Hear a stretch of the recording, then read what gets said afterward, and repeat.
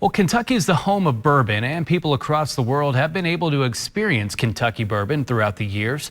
But with a possible new tariffs coming on imports promised by President-elect Donald Trump, it might be a little more difficult for distilleries to handle any reverse tariffs and absorb the cost.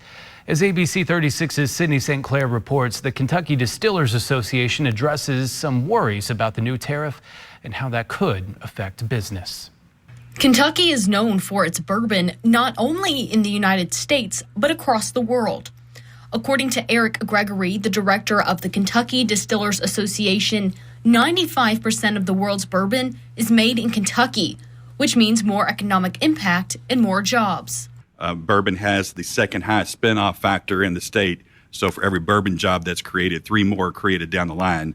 Bourbon also has a $9 billion economic impact, bringing in more tourists, tax revenue, and distilleries. And while bourbon is one of the top export industries in the state, there is worry about the new tariff tax that could reach up to 50%. And that will be a crippling blow to our bourbon industry and our exports, and especially not only our big distillers, but our small distillers. Back in 2018, they were already taxed 25%. And companies worked hard to absorb that loss so they wouldn't have to raise their prices. But if a new reverse tariff reaches a goal of 50%, absorbing won't be an option. And that's something that we understand, because if you absorb them, that's less revenue for the distillery, which means less investment in Kentucky, fewer jobs created in Kentucky, et cetera.